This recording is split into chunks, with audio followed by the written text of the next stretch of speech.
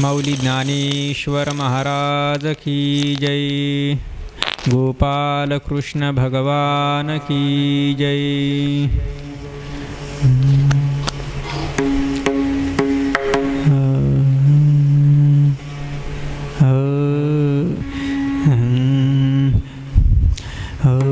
नभ नभाचे निसळे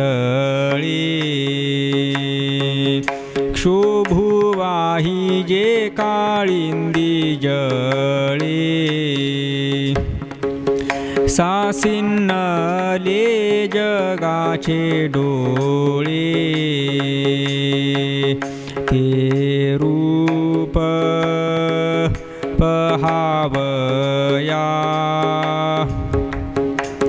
भलतैसी हाव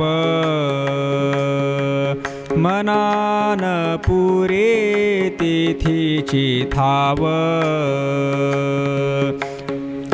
लावण्य सिंधू शिव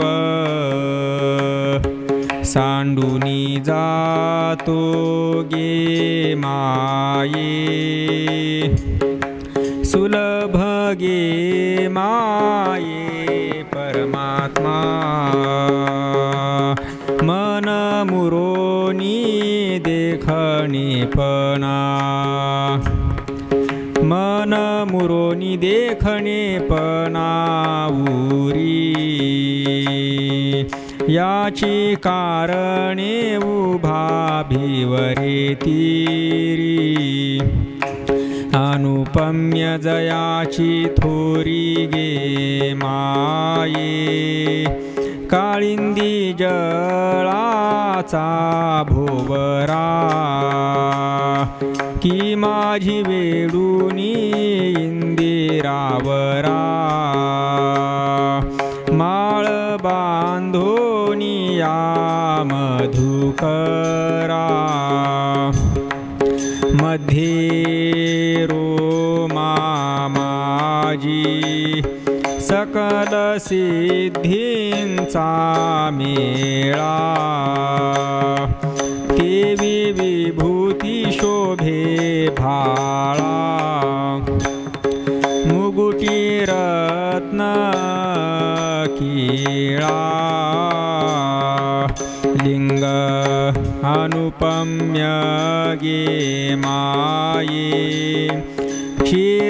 क्षीरसागरीचे निवांत सुख असो हे निमासुरे मुख श्रियेचे मनोहर देख टवकारले दो भागी पहावया उरुची शोभा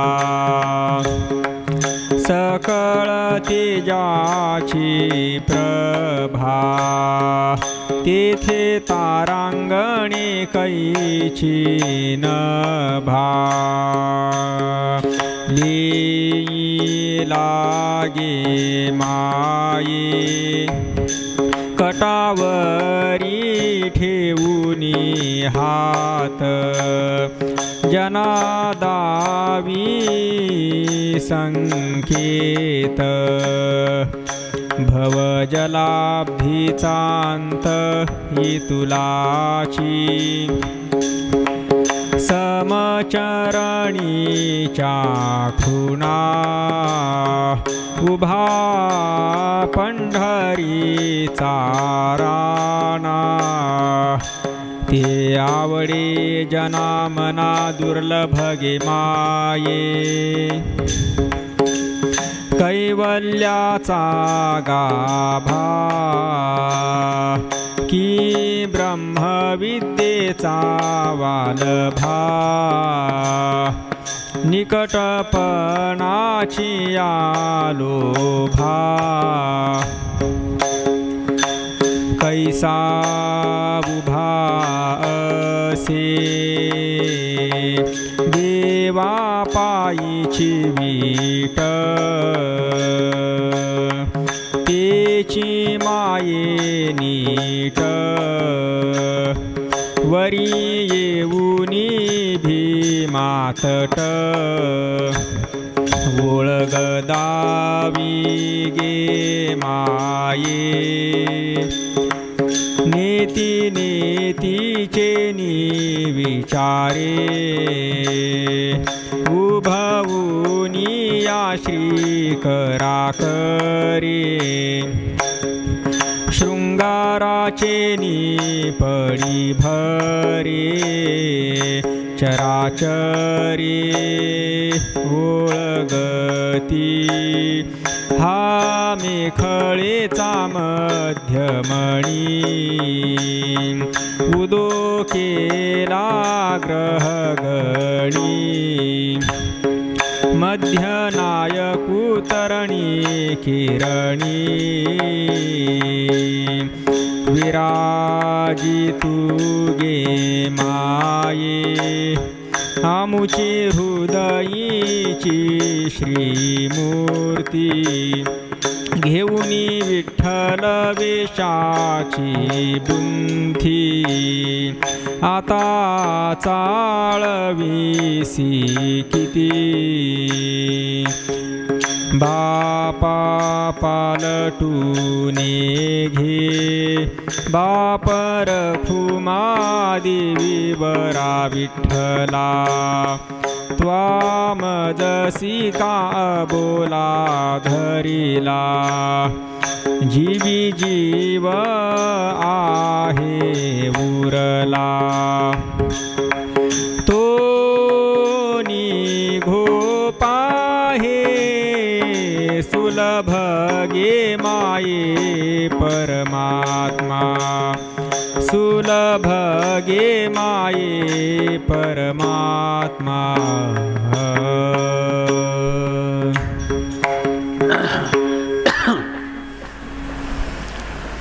नभ नभाचे निसळे क्षोभो वाईजे कालिंदी जळे साशिन्नले जगाचे डोळे ते रूप पाहावया भल तैसे हाव मनान पुरे तेथीची थाव लावण्य सिंधू शिव सांडूनी जातो गे माये सुलभ गे माये परमात्मा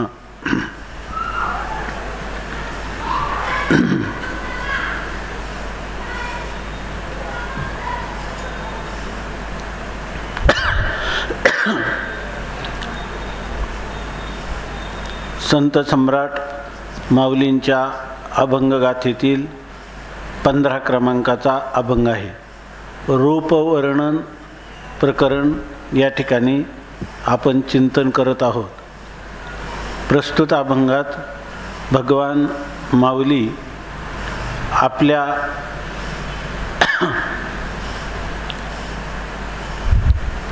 हृदयामध्ये भगवंताचं झालेलं जे दर्शन आहे, जे सहज स्वाभाविकपणे त्यांच्या अंतकरणामध्ये भगवत दर्शन होत आहे, ते सिद्ध पुरुषाची अनुभूती आहे आणि साधकासाठी ते ध्यानरूपाने साधन आहे. सिद्धाची जी लक्षणं असतात ती साधकाची साधना असतात. माऊलींना सहज ह्या रूपाचं दर्शन आहे आणि आम्हाला या ठिकाणी ही ध्यान साधना, या साधनेच्या द्वारा ध्येय परमात्म्याची प्राप्ती होणार आहे. त्यासाठी आपल्या अंतःकरण किती मृदू आरोवार आणि परमात्म्याच्या सन्मुख किंवा परमात्म्याचा वेध लागलेलं अशा प्रकारचं आपलंही अंतःकरण जेव्हा इतकं मृदू सुकुमार होईल, तेव्हा अशा प्रकारचं भगवंताचं दिव्य अलौकिक दर्शन होऊ शकतं. त्यासाठी माऊली आपल्याला दीपस्तंभासारखा हा अभंग माऊलींचं स्फुरण आहे. तर हा नभ नभाचे निसळे क्षोभू आईजे काळिंदी जळे. माऊली म्हणतात की नभ म्हणजे आकाश, आणि ते आकाश कसं आहे, निळ्या वर्णाचं आहे. आकाशाचा वर्ण निळा आहे, पण नभाचे निसळे, परंतु त्या आकाशाचा सळ म्हणजे त्याची स्पर्धा किंवा हेवा वाटायला लागला. कोणाला? नभाचे निसळे क्षोभो आईजे काळिंदी जळे. त्या कालिंदी म्हणजे यमुना, आणि यमुनेचं पाळ काय, यमुना काळी आपण म्हणतो ना, हां, या ठिकाणी परमात्माही काळा आहे आणि यमुनाही काळी आहे. परंतु या ठिकाणी आकाशाच्या निळवर्णाची स्पर्धा करावी वाटली. कोणाला? कालिंदीला, म्हणजे यमुनेला. त्यामुळं तिचा जो नीलवर्ण आहे, यमुनेचाही वर्ण नील आहे, तर त्या नीलवर्णा यमुनेच्या तो स्पर्धा करू लागला. म्हणजे याचा अर्थ आकाशातील निर्माण वर्णापेक्षाही उत्तम असा नीलवर्ण त्या यमुनेच्या जलाचा आहे. पण क्षोभी वाहिजे, तिला त्याच्याविषयीचा हेवा वाटला, तिचं अंतःकरण क्षुब्ध झालं. सगळे आकाशाचीच उपमा देतात ना, पण आकाशाची उपमा देतात त्यापेक्षा यमुना माझ्यामध्ये असणारं जल हे अधिक उत्तम, याचा वर्ण हा अधिक उत्तम आहे, अधिक शोभायमान होणारा आहे असं वाटलं. आणि हा वर्ण भगवंताने जेव्हा धारण केला तेव्हा आकाशापेक्षाही श्रेष्ठ असणारा नीलवर्ण, तेव्हा साशिन्नले जगाचे डोळे, तेव्हा सगळ्या जगाचे डोळे तिकडं लागून राहिले. म्हणजे यमुना माईसारखा नीलवर्णाकडं, म्हणजे भगवंताचा जो सावळा घनश्याम असं ज्याला म्हणतात, तो या वर्ण पाहण्यासाठी सगळ्या जगाचे डोळे आकृष्ट झाले. साशिन्नले जगाचे डोळे कशासाठी? ते रूप पाहावया, अशा प्रकारचा भगवंताचं रूप पाहण्यासाठी. तसं यमुना जळे काळे रात्र काळी, बिलवर काळी यमुना जळे ही काळे ओ माय, असं वर्ण. नील शब्दाचा अर्थ काळा, श्याम, अशा वर्णाचं ते रूप पाहण्यासाठी. भलतैशी हावं मनान पुरे तिथीची थावं. या ठिकाणी म्हणतात की इतकी भलतैशी म्हणजे अत्यंत अतोनात प्रमाणात आत्यंतिक अशी अंतःकरणामध्ये हाव निर्माण झाली त्या परमात्म्याचं रूप पाहावं म्हणून. पण मनानं पुरे तिथीची थावं, परंतु मनाला आपले तिथला जे स्थान आहे परमात्म्याचं ते पाहिल्यानंतर त्याला मनाला परिपूर्णता म्हणजे पूर्ण समाधान किंवा इच्छेची तृप्ती, आपलं इच्छित आपल्याला एकदाचं पाहायला मिळालं म्हणून त्याला काही समाधान प्राप्त झालं नाही. काय भेटलेची भेटी आवडी, जी गोष्ट आपण खादलेची खावे वाटे, भेटले भेटी आवडी. आवडीचं पक्वान्न खाल्लं तरी पुन्हा खावंच वाटतं. तसा त्या परमात्म्याचं दर्शन झालं तरी दृष्टीन तुझं पाहता सामोरी, दृष्टीनं फिरे माघारी, माझ्या चित्ता तुझ्या पाया, मिठी पडली पंढरी राया.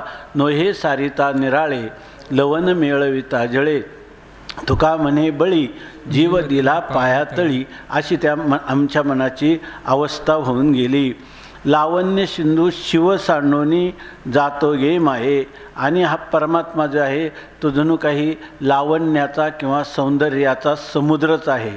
आणि तो शिव सांडोनी जातो गे माये, तो मर्यादा सोडून, वास्तविक काय आहे समुद्राचं स्वरूप आहे तरी माऊलीने सांगितलं की समुद्र मर्यादा सोडत नाही. काय? समुद्री रेखा नोलांडावी, समुद्री रेखा नोलांडावी, समुद्री रेखा नोलांडावी हे आज्ञापै माझी. समुद्र सुद्धा आपलं मर्यादा उल्लंघन करीत नाही.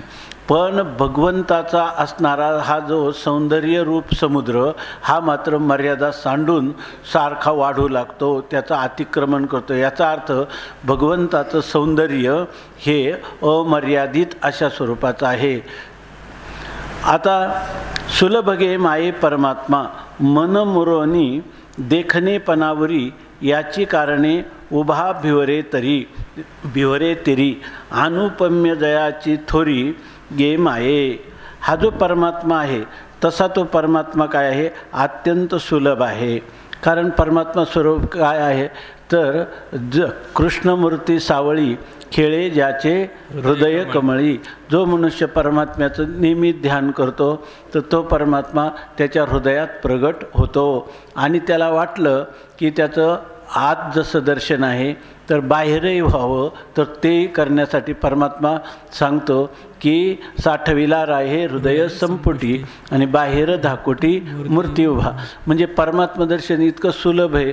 आत पाहिला तरी परमात्मा, बाहेर पाहिला तरी परमात्मा, सर्वत्र परमात्मा दर्शन होतं. आणि हे परमात्मा दर्शन इतकं सुलभ आहे की फक्त आपण परमात्मा दर्शन व्हावं अशी इच्छा केली की तो परमात्मा कोठे न दिसे पाहता उडी घाली अवचिता. आणि त्या परमात्मा किती काय त्याने स्त्री शूद्र सगळे किंवा कोणीही असेल, ब्राह्मण क्षत्रिय नाही 9व्या अध्यायामध्ये की गतिर् भर्ता प्रभू साक्षी निवास शरणम सुहृत प्रभव प्रलयस्थानम निधानम बीजमव्ययम. आणि परमात्मा सांगतो मामी पार्थ व्यपाश्रित्य एपिषु पापयोनहा स्त्रियो वैश्यास्तथा शूद्रा तेपि अंती परांगती. इथं या ठिकाणी स्त्रिय वैश्य शूद्र कोणीही जरी असेल तरी त्या परमात्म्याची प्राप्ती करून घेऊ शकतो. फक्त परमात्म्याला जो मज होय अनन्य शरण, फक्त आपलं स्वत्व समर्पण केलं की परमात्मा समोरच उभा आहे. आणि परमात्मा सोपा का आहे, तो तत्वतः आपलं स्वरूपच आहे, म्हणूनही परमात्मा सुलभ आहे. नंतर परमात्मा हा भक्तवत्सल आहे. परमात्मा अनाथनाथ दीनानाथ असं म्हटलेलं आहे. आणि परमात्मा सुलभ काय आहे, परमात्म्याला वाटलं तर तो कर्तुम अकर्तुम अन्यथा कर्तुम शक्ती संपन्न आहे, सर्वज्ञ आहे, सर्व शक्तिमान आहे. म्हणून परमात्मा सुलभ आहे. परमात्मा हा फक्त भक्ताने त्याच्या भेटीची इच्छा केली की किती तो अज्ञानी असो का मंदबुद्धीचा असो, परमात्मा हा भेद करत नाही. परमात्माला सर्व त्याची प्रजा समान आहे. म्हणून परमात्मा म्हणतात सुलभ गे माये परमात्मा मन मुरोनी देखणेपणा उरी. आणि त्या ठिकाणी आपलं मन मुरोनी, आपलं मन मुरलं म्हणजे आपलं मन त्या ठिकाणी जे विषयाभिमुख झालेलं मन ते विषयांपासून परांमुख झालं की एवढाच उशीर की देखणेपणावरी की तो परमात्मा तुम्हाला दिसायला वेळच नाही. तो परमात्मा तत्काल फक्त तुम्ही त्या परमात्म्याच्या सन्मुख झाले आणि विषयाच्या विन्मुख झाले आणि त्या परमात्म्याच्या भेटीची इच्छा केली का तो परमात्मा लगेच तत्काल तुमच्या समोर उभा राहतो. परंतु याची कारणे उभा भिवरे तरी परमात्मा जो आहे तो परमात्मा याच कारणाने की जे कोणी येतील काय जे नष्ट दुष्ट मूढ पापी जैसे तैसे उतरी कासे लाहोनी. परमात्मा हा मूढ पापी जसे असतील तसे तर त्यांना आपल्या काशेला लावून परमात्मा त्यांना परतीराला म्हणजे संसार बंधनातून मुक्त करतो, त्यांना आपलं दर्शन देतो. म्हणून तर म्हणतात याच कारणे उभा भिवरे तरी, याच कारणाने तो ह्या भिवरा किंवा चंद्रभागेच्या तटावर उभा आहे. अनुपम्य जयाची थोरी गे माय, त्याचा थोरपणा हा अनुपमेय आहे. परमात्म्याचं गरिमा महात्म्य दुसऱ्या कोणाबरोबरही तुलना किंवा त्याची उपमा देता येत नाही, असा अनुपम्य महिमा थोरवी त्या परमात्म्याची आहे. कालिंदी जळाचा भोवरा की माझी वेढोनी इंदिरावरा, माळ बांधोनिया मधुकरा मध्ये रोमा माझी. कालिंदी जळाचा भोवरा, कालिंदी म्हणजे यमुना, यमुनेतल्या नळाचा आपलं जळातला जो भोवरा आहे त्या भोवऱ्याने माझी वेढोनी इंदिरावरा, त्यांनी ह्या इंदिरा म्हणजे लक्ष्मी, इंदिरावर म्हणजे लक्ष्मी, लक्ष्मीनाथ म्हणजे श्रीकृष्ण परमात्मा त्या कालिंदी नदीमध्ये उत्पन्न झालेला जो भोवरा आहे त्या भोवऱ्याने ह्या इंदिरावराला म्हणजे श्रीकृष्णाला वेढलेला आहे. म्हणजे कालिंदी जलाच्या भोवऱ्याने भगवान श्रीकृष्ण परमात्म्याला वेढलेलं आहे. माळ बांधोनिया मधुकरा मध्ये रोमा माझी. ते म्हणतात त्यांनी काय केले, भगवंतानी या ठिकाणी जी माला धारण केलेली आहे ती माळा म्हणजे काय आहे तर माळ बांधोनिया मधुकरा मध्ये रोमा माझी, म्हणजे मधुकरा म्हणजे भक्तिरूपी जे भ्रमर आहेत, भक्तरूपी जे भ्रमर आहेत त्यांच्यासाठी आपल्या गळ्यामध्ये माळ घातलेली आहे. म्हणजे ते भ्रमर, भक्तरूपी भ्रमर कायम ऋणधुन रे भ्रमरा, सांडित्व अवगुण रे भ्रमरा, आणि काय चरण कमळ दळो रे भ्रमरा, भोगितू निश्चळो रे भ्रमरा. अशा प्रकारचं परिमळाची धाव भ्रमर ओढी, तैशी तुझी गोडी लागो मज, आवी टगे माये विटेना, जवळी आहे परी भेटेना. अशा प्रकारचं भगवंतांनी माळ कशासाठी घातली तर भक्तरूपी भ्रमर त्या ठिकाणी कायम रुंजी घालतील, त्याचं सुगंधाचं अवग्रहण करतील, त्याच्या भोवतीच राहतील, म्हणून भगवंतांनी ही कृष्ण परमात्म्यांनी माळा धारण केलेली आहे. माळ बांधून यामध्ये करा मध्ये रोमा माझी. आणि रोमा माझी म्हणजे हे वक्षस्थळावर जे रोम आहेत तर त्याच्यावर त्यांनी माळ घातलेली आहे, किंवा अनेक रोमांनी रोमराजीनं म्हणजे रोमसमूहाने युक्त असलेलं जे वक्षस्थळ आहे त्याच्यावर त्याने माला धारण केलेली आहे. सकल सिद्धींचा मेळा तेवी विभूती शोभे माळा, मुगुटी रत्न केळा लिंग अनुपम्य गे माये. भगवंताच्या जवळ काय आहे सकळ सिद्धींचा मेळा, सर्व ज्या असणाऱ्या अष्टमहासिद्धी किंवा रुद्धी म्हणजे समृद्धी, ह्या समृद्धीचा सर्व किंवा रुद्धी सिद्धींचा समुदाय हा त्याच्या ठिकाणी आहे. तसं तेवी विभूती शोभे भाळा, त्याच्या भाळावर म्हणजे कपाळावर विभूतीचा लेप या ठिकाणी शोभायमान दिसत आहे. मुगुटी रत्न केळा, आणि त्याच्या मुकुटावर जे काही रत्न जोडलेले आहे ते रत्न केळा म्हणजे ते रत्नाचं तेज किंवा प्रभा ती या ठिकाणी फाकत आहे. लिंग अनुपम्य गे माये, आणि आपल्याला माहीत आहे की परमात्मा पांडुरंगाची जी स्वयंभूमूर्ती आहे तिच्या मस्तकावर त्याने शिवलिंग धारण केलेलं आहे. पर त्या असं सांगतात शिवलिंगामुळं भगवंताचं तेज म्हणजे शिव काय भजन करी महादेव आणि रामपूजी सदाशिव. भगवान श्रीविष्णूंनी भगवान शंकराचं लिंग आपल्या मस्तकावर धारण केलेलं आहे. याचाच अर्थ भगवंताला आपले भक्त इतके आवडतात की तो त्यांना आपल्या मस्तकावर धारण करतो. काही लोक असं म्हणतात, आपण एक दिवस चिंतन केलं होतं, मीराबाई आणि कान्होपात्रा या भक्तांच्या तेजाने बाकेबिहारी आणि भगवान विठ्ठलेश ह्या मूर्ती अत्यंत दैदिप्यमान आध्यात्मिक विश्वात सांगितल्या जातात. तसं शिवलिंगामुळं भगवान पांडुरंगाचं तेज आहे, ते भक्ताचं तेज आहे. म्हणून तुकाराम महाराज प्रेम करताना म्हणतात की आमुच्या भावे तुझं देवपण ते तू का जाणं विसरलाशी. दुसरं प्रमाण आहे आठवत नाही की तुला देवपणा जो आलेला आहे तो आमच्यामुळं आहे, नाही तरी तुझं कोण हो पुसते. अशा प्रकारची स्थिती आहे. म्हणतात सकळ सिद्धींचा मेळा तेवी विभूती शोभे गळा, मुगुटी रत्न केळा लिंग अनुपम्य गे माये. आणि त्याची उपमा पण देता येत नाही, इतकं भगवान शंकराचं लिंग जे आहे ते तू धारण केलेलं आहेस.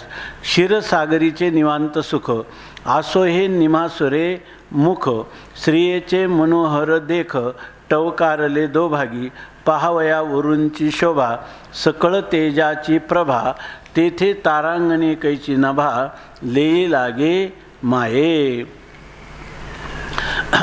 क्षीरसागरीचे निवांत सुख, क्षीरसागरामध्ये भगवान जेव्हा शयन करतात तेव्हा त्यांना निवांत सुख म्हणजे केवळ अनावृत्त केवळ विशुद्ध स्वरूपाचा आनंद परमात्मा घेत असतात क्षीरसागरीचे. आसो हे निमासुरे मुख, आणि परमात्म्याचं हे दुपारी सांगताना चुकून निमासुरे म्हणजे त्याला काय निमगोरे असं आपण म्हटलं तर ते खरं सावळं अशा प्रकारचं नीलवर्ण असा त्याचा अर्थ करायचा. किंवा निमासुरे याचा दुसरा खरा अर्थ जास्त परिचयातला आहे, अत्यंत सुंदर असणारं मुख. निमासुरे म्हणजे अत्यंत सुंदर असणारं मुख. श्रियेचे मनोहर देख, आणि श्री म्हणजे लक्ष्मी, त्या लक्ष्मीनं मन हरण करणारं. आपण म्हणतो लक्ष्मी भुलोनी झाली वेडे असे, किंवा ते पाय धुवावयाच्या दैवा पात्र झाली अशा प्रकारचं श्रेयचे मनोहर देख. टवकारले दो भागी, आणि ते परमात्म्याचं ते तेज आहे ते दोन ठिकाणी दृष्टी लागते. म्हणजे दोन ठिकाणी म्हणजे राही रखुमाई काय राणी हे काय ना म्हणजे राही आणि रुक्माई ह्या दोन्ही उभ्या दोही दो बाही. राही रुक्माई दोन्ही उभ्या दो बाही. मयूर पिच्छ चामरे ढाळीती ठाईचे ठाई. मग त्या परमात्म्याची दृष्टी कोणीकडे दोन्हीकडेही त्याची दृष्टी आहे म्हणून म्हणतात टवकारले दोभागी. ते जे त्यांचं रूप आहे ते परमात्म्याचं तेज दोन्ही भागामध्ये वाटलेलं अशा प्रकारचं आहे, प्रगट झालेलं आहे. पहावया उरूंची शोभा. परमात्म्याचे जे उरू म्हणजे मांड्या, त्या मांड्यांची शोभा किंवा तेज पाहण्यासाठी सकळ तेजाची प्रभा, की जे मांड्यामध्ये असणारं तेज सगळे तेजांचं मूलभूत तेज किंवा मूलभूत स्रोत अशा ह्या भगवंताच्या असणारं अंक किंवा मांडी आहे. आणि तेथे तारांगणे कैची नभा लेई लागे माये. आणि तेथे म्हणजे त्या भगवंताच्या प्रभेपुढं त्या ठिकाणी त्याची असणारी जी शोभा आहे ती कैची नभा लेई लगे माये. तर त्या ठिकाणी ही तारांगणं आकाशाने धारण केलेल्या तारांगणाची जशी शोभा आहे आकाशामध्ये, तशी ती उपमासुद्धा या ठिकाणी दिली जाऊ शकत नाही. म्हणून आकाशातील तारांगणाची शोभा कैची, ती काय त्याच्यापुढं विशेष आहे. आकाशात तारांगणं शोभावी त्याच्याही पेक्षा भगवंताच्या अंकाची तेज किंवा प्रभा ही अधिक शोभून दिसत आहे. कटावरी ठेवणी हात जनादावी संकेत, भवजलाब्धीचा अंत इतुलाची. भगवंताने कटावरी हात ठेवणी, आपल्या कमरेवर हात ठेवलेले आहेत. आणि जनादावी संकेत, आणि लोकांना एक प्रकारचा संकेत किंवा खून इशारा परमात्मा दाखवत आहे. काय? भवजलाब्धीचा इतुलाचे अंत. जो भव म्हणजे संसाररूपी समुद्र आहे आणि त्या समुद्रामध्ये असणारं जल जे आहे त्याचा अंत एवढाच आहे, म्हणजे एवढीच मर्यादा आहे. म्हणजे मी कटेवर कर धरला एवढाच हा संसार समुद्र आहे, याचं भय वाटण्याचं काही कारण नाही. मीच भवसागर तरता कार्य करीत असा चिंता, पैल उभा दाता कटी कर ठेवूनिया, त्याचे पायी घाला मिठी प्रमाणम भवाब्धे रिदम मामकानम. अशा प्रकारचा भवजलाब्धीचा अंत इतुलाची. समचरणीच्या खुणा उभा पंढरीचा राणा. आणि या ठिकाणी परमात्म्याने समचरण म्हणजे दोन्ही चरण सारखे आहेत, समान आहेत. आणि तेच खुणा उभा पंढरीचा राणा. आणि पंढरीचा राणा श्री पंढरीश अशा रीतीने समचरणाने उभा आहे. तो आवडे जनामना दुर्लभ गे माये. आणि तो सर्वा जना आवडणे दुर्लभ गे माये. असं इतकं परमात्मा सोपा आहे या ठिकाणी. आणि एवढा सोपा तुका म्हणे झाला सोपा, परंतु आला नावा रूपा तुका म्हणे झाला सोपा. ज्ञानोबा आहे या ठिकाणी कसं सांगतात की तो आवडे जना मना, म्हणजे तो जना मना आवडे. मग तुम्हाला असं वाटेल की तो सगळ्या लोकांच्या मनाला तो आवडतो. आता तो लक्ष्मी शेष हे सगळे त्याच्याकडं आकर्षित झाले, परंतु मग सर्व लोकांच्या मनात त्याला स्थान मिळेल आणि सगळ्या लोकांच्या आवडीचा विषय तो होईल असं तुम्हाला वाटत असेल तर ही गोष्ट मात्र दुर्लभ गेम आहे. ही गोष्ट जगामध्ये फार दुर्लभ आहे. सर्वांच्या आवडीचा विषय तो होऊ शकत नाही. नाहीतर असंच व्हायला पाहिजे, एक विषय तो सकळांचा हरी, त्याच्या आवडीने आवडी इतरी. पण असं काही होत नाही. म्हणजे कारण माऊलीच मागं म्हटले, बहुत सुकृताची जोडी म्हणून विठ्ठली आवडी. गोंदवलेकर महाराजांनी लिहिलं, भगवंत जर केवळ त्याचं आयुष्यात एकदा नाम घेतलं तरी तो प्राप्त होतो. एवढंच सोपं साधन आहे. तुका म्हणे साधन सुलभ गोमटे परी उपतिष्ठे पूर्व पुण्य. इतकं सोल. संत समागमामध्ये निश्चित मोक्ष आहे. पण संत समागम आवडतो का कोणाला? सगळ्यांना आवडत नाही. तर या ठिकाणी भगवंत हा सर्वांचा अंतरात्मा आहे, पण त्याची सर्व उपेक्षाच करतात की नाही? तो आवडीचा विषय कोणी करत नाही. तेव्हा ते म्हणे याचं कारण काय? सगळ्याच लोकांना व्हावा वाटे ऐसा काय व्हावा वाटे जना, तुका म्हणे साठी गुणा. जर सामान्य व्यवहारातला एखादा माणूस सद्गुणी असला तर तो सर्वांना हवा वाटतो. आणि परमात्मा सर्वांचा अंतरात्मा आणि सर्वांच्यासाठी ओतप्रोत दयाघन झालेला परमात्मा तो मात्र आवडीचा विषय होत नाही. आणि शिवाय सुलभ हा पंढरी राहणा, इतका सुलभ असून तर ते म्हणायचं. त्यांनी गोंदवलेकर महाराजांनी सांगितलं, परमात्मा अतिशय सोपा झाल्यामुळंच त्याच्याविषयी लोकांना त्याचा उपहास होतो, उपहासाची भावना होते, उपेक्षेची भावना. इतकं सोपं कसं काय? आता सांगितलं ना, घरी बसून ठाईचं वैसोनी करा एकचित्त, आवडी अनंत आळवावा असं संत सांगतात. पण याचं अनुसरण जास्त करतात का पायाला भोवून तीर्था का तप दान यज्ञ याच्याकडं प्रवृत्ती अधिक आहे का? ते अवघड आहे. म्हणजे थोडं चुकलं तर काय मंत्र चळे थोडा तरी धडची होय वेळा, अगदी कंबर कसून त्याच्यामध्ये कोणती त्रुटी राहू नये अशा प्रकारचं अनुष्ठान करायला प्रवृत्त होतात. पण हरिबोला देता हरिबोला घेता आणि दळिता कांडलेता हरिबोला, इतकं सोपं आहे की हरिबोला भांडता हरिबोला कांडता, सर्व कार्य करिता हरिबोला. याच्याकडं मनुष्याला प्रवृत्ती होत नाही. कारण जे अतिशय सोपं झालं का तीच गोष्ट मनुष्याला त्याचं महत्त्व जे आहे त्याचं महात्म्य वाटत नाही. म्हणून सांगतात की हा परमात्मा जो आहे उभा पंढरीचा राणा, तो पंढरपुरामध्ये सर्व उभा आहे की जे जे येतील त्या सर्वांचा काय मी काशेला लावून मूळ पापी जैसे तैसे आणि उतरी काशे लावणी असा पुंडलिकानी हे भगवंताजवळ मागून घेतलं.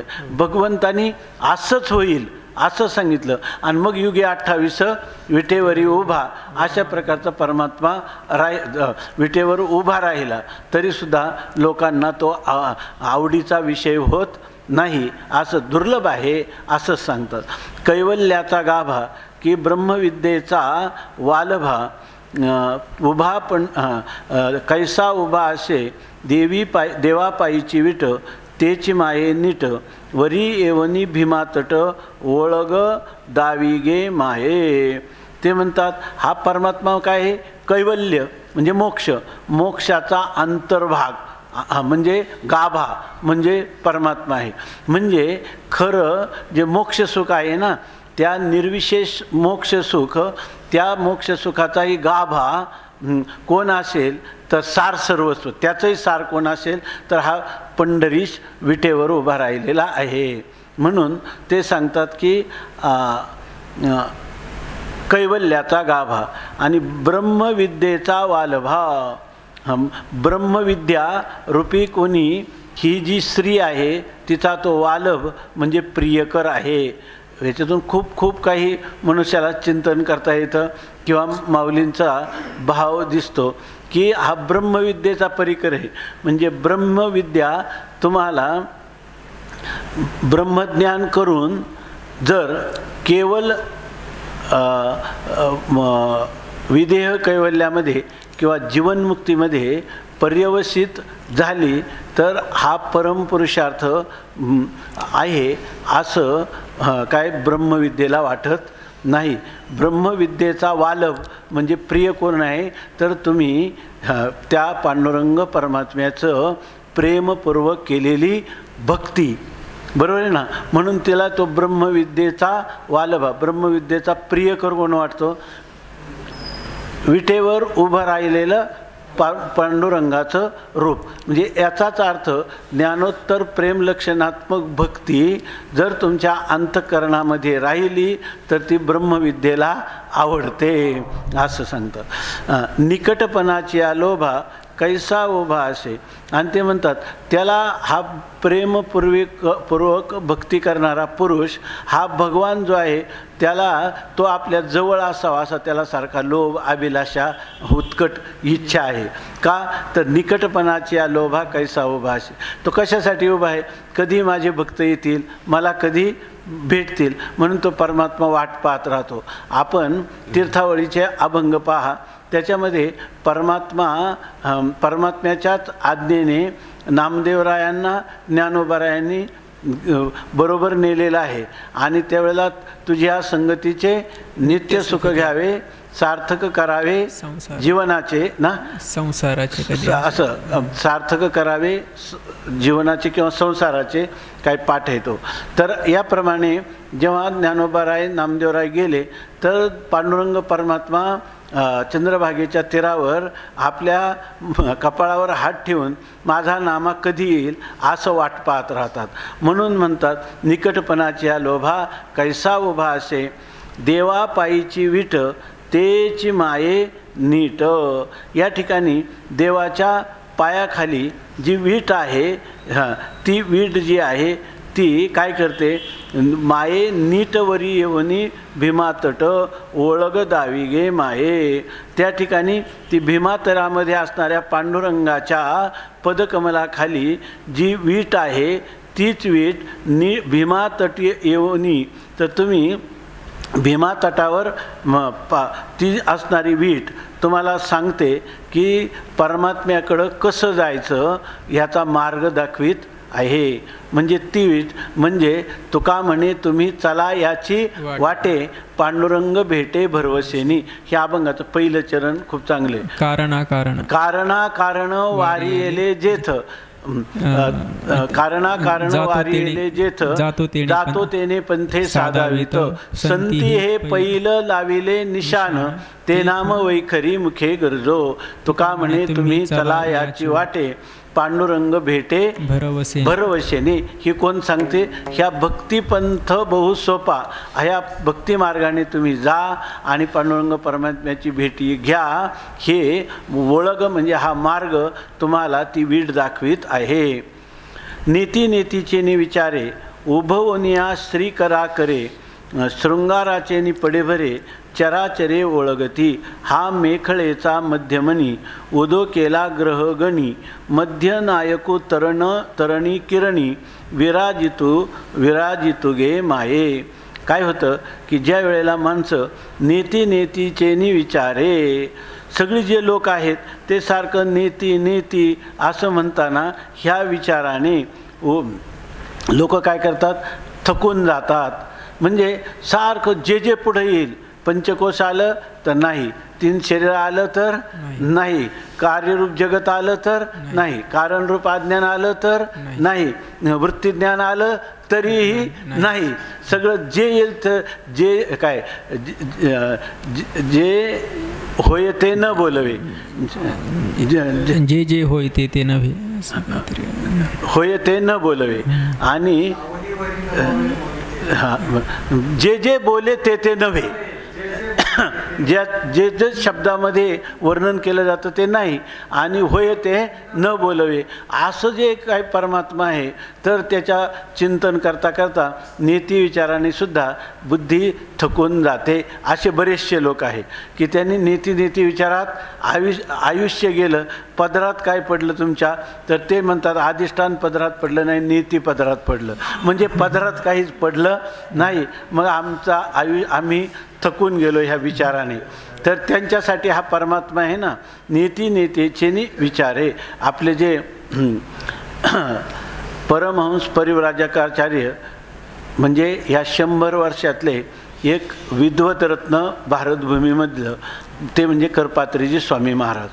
तर ते करपात्री इथं एक महात्मे नेमावर म्हणून जे क्षेत्र आहे नर्मदा परिक्रमेत, तिथले आळंदीला येत असत आणि त्यांच्या आश्रमात महाराज कधी चातुर्मास्य करायचे, महिना महिना येऊन करपात्रीजी स्वामी थांबायचे.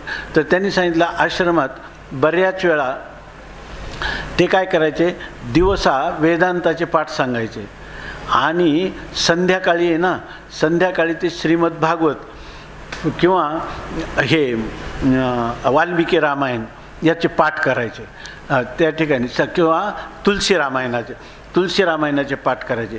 घोंगडी घ्यायचे, दोन्ही ग्रंथ त्यांच्या कंठामध्ये होतं आणि इतक्या प्रेमपूर्ण त्याची आवृत्ती करत बसायचे.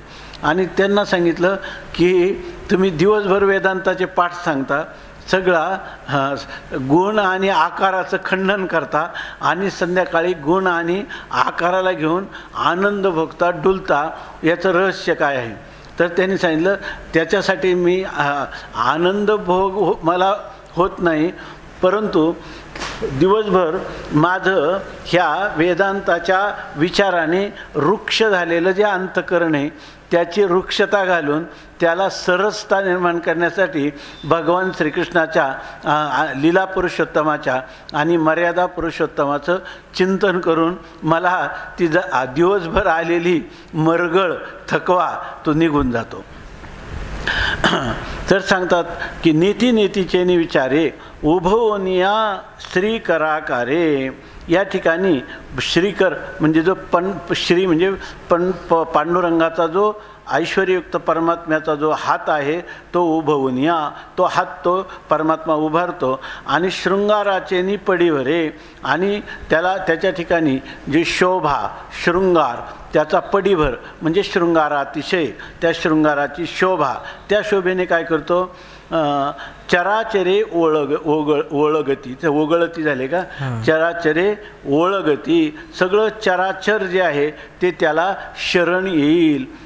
अशा प्रकाराने तो परमात्मा हे काय करतो, तर मेखळेचा मध्यमनी सगळ्या चराचरांनी त्याच्याकडं मोहित होऊन जावं म्हणून तो परमात्मा काय करतो, मेखळेचा मध्यमनी, त्याच्या अंगावर असणारं जे वस्त्र. मेखळा शब्दाचे दोन अर्थ दिले शब्दकोशात.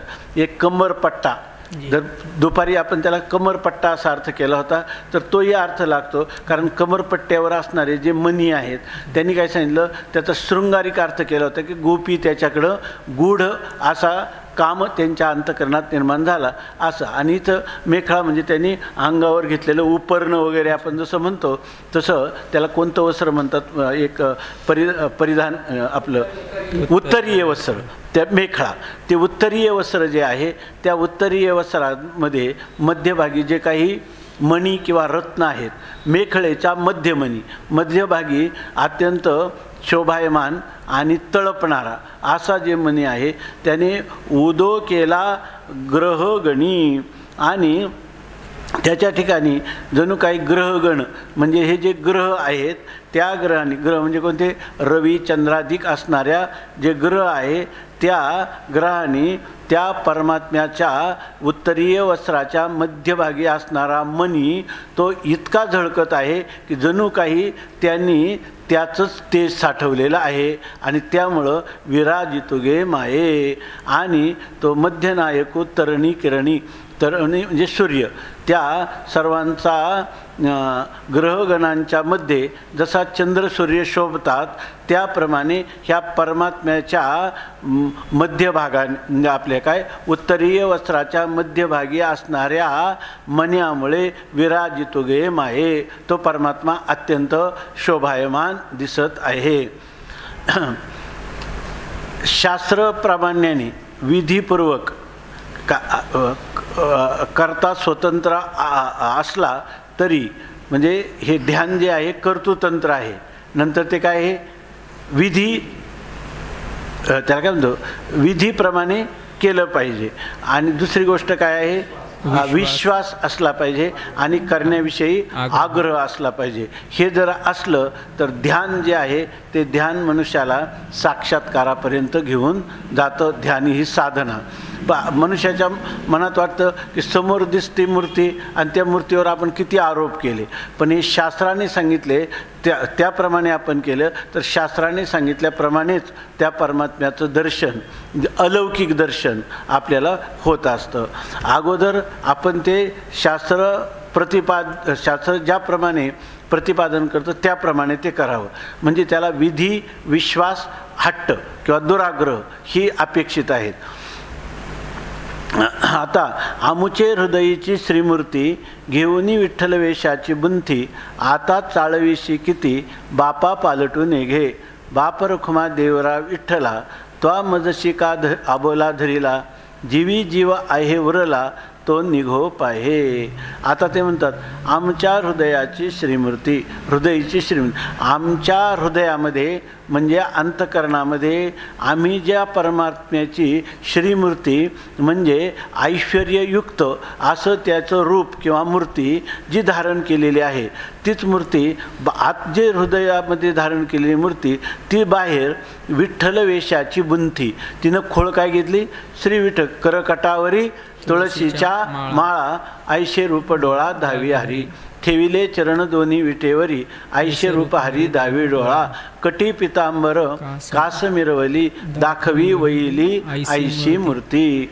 गरुड पारावरी उभा राहिलाशी, आठवे मानसी तेच रूप.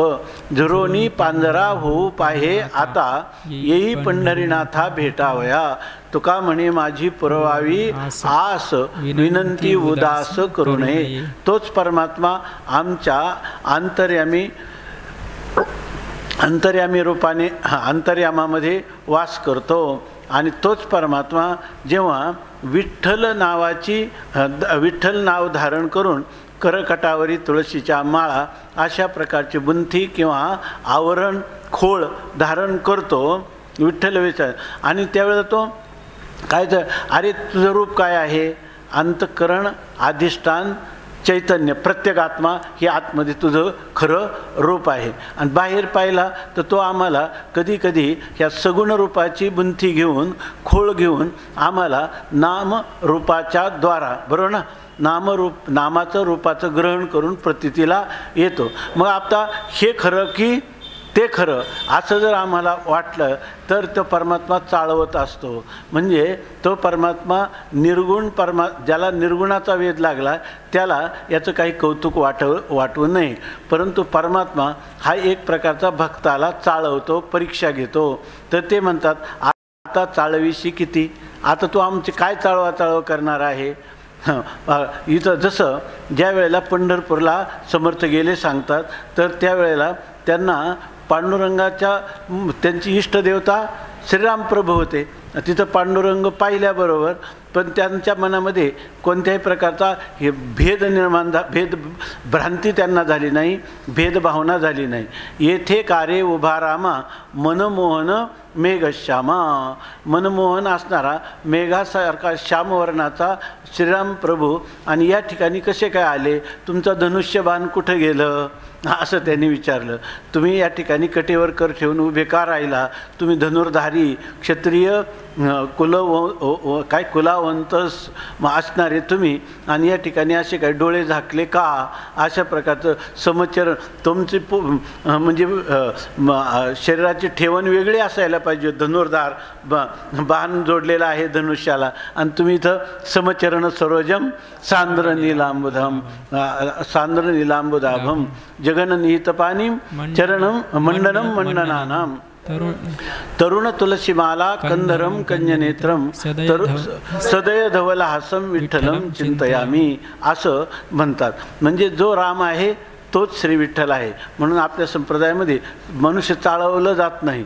जेव्हा भगवान परमात्म्याने त्या अर्जुनाला गीता सांगितली, बरोबर ना, त्यात परमात्म्याने ज्ञानोबरायांच्या रूपाने आला, बरोबर ना. गीता जेने उपदेशिली आणि ते हे विटेवरी मावली. तो पांडुरंगाच्या रूपाने आला आणि तोच पांडुरंग तोची अवतार धरी अलंकापुरी ज्ञानाई सुंदरी तारावया लोक कल्याणासाठी आलेले आहे. म्हणून आपण म्हणतो की ज्ञानेशो भगवान विष्णू निवृत्तीर भगवान हरहा. सोपानो भगवान ब्रह्मा मुक्ताख्या ब्रह्मचित्तला. वारकरी कोणताही वेश बदलला म्हणून त्याच्या स्वरूपाविषयी त्याला मोह किंवा वैचित्य विपरीत भावना कधीही होत नाही. म्हणून म्हणतात की घेऊनी विठ्ठल वेशाची बुंथी आता चाळविशी किती. बापा पालटून निघे. आता आमच्यात काही पालट होत नाही, म्हणजे आमच्या निश्चयात काही बदल होत नाही. तू किती अनेक रूपं घे, पण जे काय तू जितकी रूपं घेशील, पण वंदू भावे करू सेवा. तरी अवघी रूपे तुझी देवा वंदू भावे करू सेवा. जेवढी जेवढी रूपं तू घेशील आम्ही काय फसणार नाही. ती सगळी रूपं कोणाची आहेत? तुझीच आहेत. बाप रखुमा देवरा विठ्ठला तो मजशी का बोला धरीला. आता मी इतकं तुला तळमळून सर्व ही माझी करुण कहाणी तुला सांगत आहे, माझी स्थिती तुला मी प्रगट करीत आहे, माझा अंतकरण तुझ्या पुढं मोकळं करीत आहे, तरीसुद्धा या ठिकाणी मजशी का आबोला धरीला. माझ्याबरोबर तू का बरं आबोला धरला. तू काहीतरी बोल ना. इतकं तुकाराम महाराज म्हणतात तू तर कशाची म्हणजे निष्ठुरतेची खोळच घेऊन राहिलेला आहे. हरितू निष्ठुर निर्गुण. हरितू निष्ठुर निर्गुण असं म्हणतात की भगवान परमान. दुसरं एक आहे पाषाणाची खोळं घेऊन बैसलाशी असं म्हणतात. पाषाणाचं म्हणजे दगडच पांघरून बसला की काय, दगडाची खोळ पांघरून बसला की काय, असं आपल्या इष्टदेवतेला प्रेमास्पदाला तुकोबाराय विचारतात. त्याप्रमाणे माऊली म्हणतात बापा पालटून घे. आमच्या मनात काय पालट होत नाही. म्हणजे तुझं किती जरी रूपं बदलली तर त्या रूपामध्ये तूच अनुष्यूत आहे. आमचं इष्ट सर्व रूपाने नटलेलं आहे, याच्यामध्ये बदल होत नाही. परंतु हे बाप रुक्मादेवीचा वर असणाऱ्या हे बापा श्री विठ्ठला तो मजशी का बोला धरीला. तू माझ्याबरोबर का बरं आबोला धरलेला आहे. म्हणून माणसं बोलतात कुठं? आपल्या स्वतःच्या मनात बोलतात. म्हणजे मनाचे असणारे जे विकार आहेत त्या विकारासंबंधाने अनुकूलता प्रतिकूलता याच्याच विषयी आणखीन पुन्हा चिंतन चिंता करीत आपल्या आयुष्याचा कालक्षेप व्यर्थ निरर्थक किंवा अनर्थक करतात. किंवा फार झालं तर जे जीव आहेत सामान्य त्या जीवांच्या संबंधाने चिंतन किंवा चिंता करतात. म्हणजे पत्नी मुलं मित्र परिवार या संबंधाने. परंतु आणि त्यांच्याशीच बोलतात, एकदम इतके बोलतात. जर त्यांना सांगितलं ना हा मनुष्य करुणाग्रस्त आहे तुमचा मुलगा, आता त्याला दूर ठेवलं पाहिजे. ते म्हणतात तो माझा काळजाचा घड आहे, मग मला जगून तरी काय करायचं. मी त्या वार्डामध्ये जाणार आणि त्याच्याशी बोलणार असं सांगतात. याच्यामध्ये त्या कारण का तर त्या ठिकाणी त्यांचं जे अंतःकरण आहे ते मोहाने व्याप्त झालेलं आहे. तर ते सांगतात की आपलं काय चिंतन चाललं होतं. हा मजशी का आबोला धरीला. तू माझ्याशी आबोला का धरलेला आहे असं त्यांना म्हणतं. म्हणजे परमात्म्याने आपल्याशी कधीही आबोला धरू नये. लोक मनातल्या मनात विचार करतात, आप्तांविषयी विचार करतात.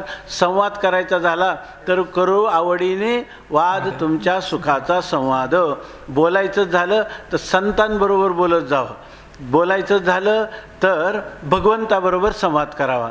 आणि मनाशी जर संवाद करायचा झाला तर संवादाची दिशा कोणती असावी. मना सज्जना भक्तिपंथे चिदावे तरी श्रीहरी पाविजेतो स्वभावे. जना निंद्यते सर्व सोडून द्यावे जना वंद्यते सर्व भावे करावे. अशा प्रकारचं मनाला उपदेश करावा. काय आई करे जन आहे तिथे. आई करे जनानं तुझ्या सोयीताच्या खुणा पंढरीचा राणा मना माझी स्मरावा.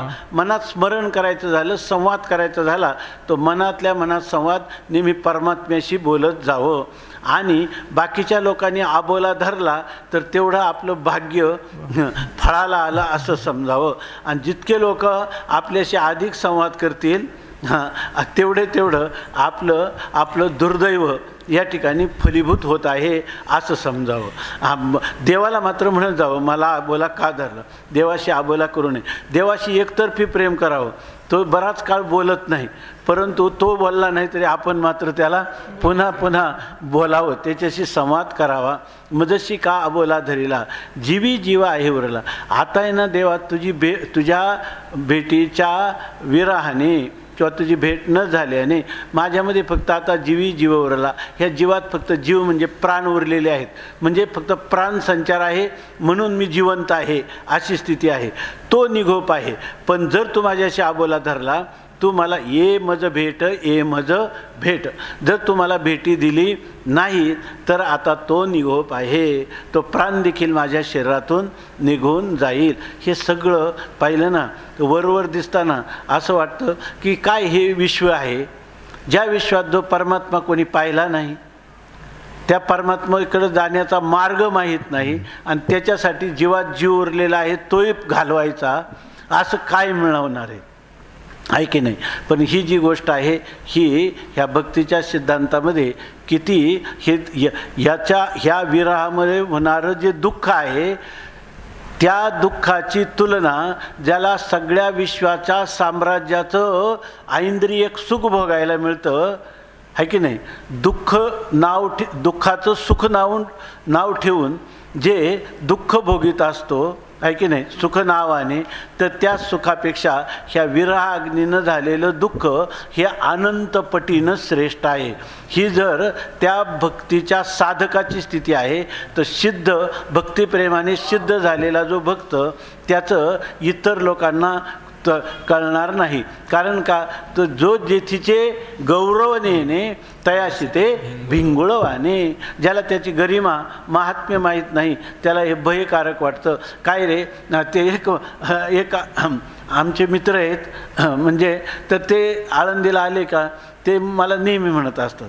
ते बिचारे ते एकदम म्हणतात, मला आळंदीला आले आणि हे तुमचे धोत्रावाले तरुण पाहिले का मला सर्वात जास्त वाटतं की काय दयनीय अवस्था, सगळं तारुण्य यांचं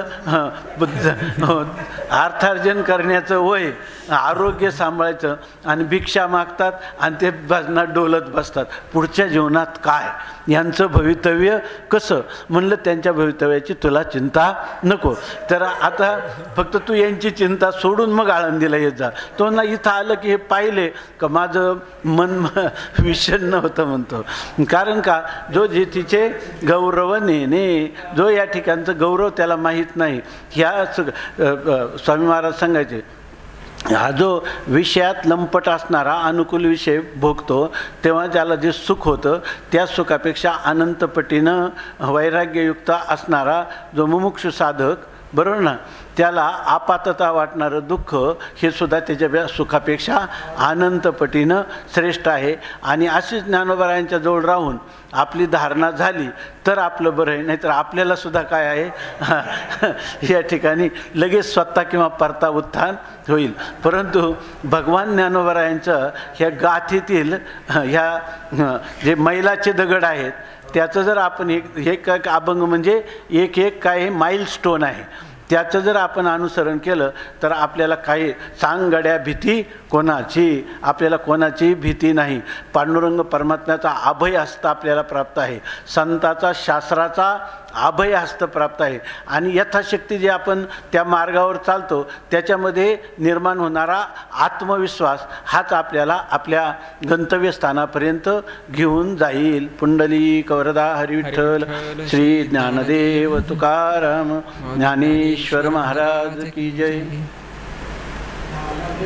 तुकाराम ज्ञानदेव तुकाराम ज्ञानदेव तुकाराम ज्ञानदेव ज्ञानदेव तुकाराम ज्ञानदेव तुकाराम ज्ञानदेव तुकाराम ज्ञानदेव तुकाराम ज्ञानदेव तुकाराम ज्ञानदेव तुकाराम देव तुकाराम ज्ञानदेव ज्ञानदेव तुकाराम ज्ञानदेव तुकाराम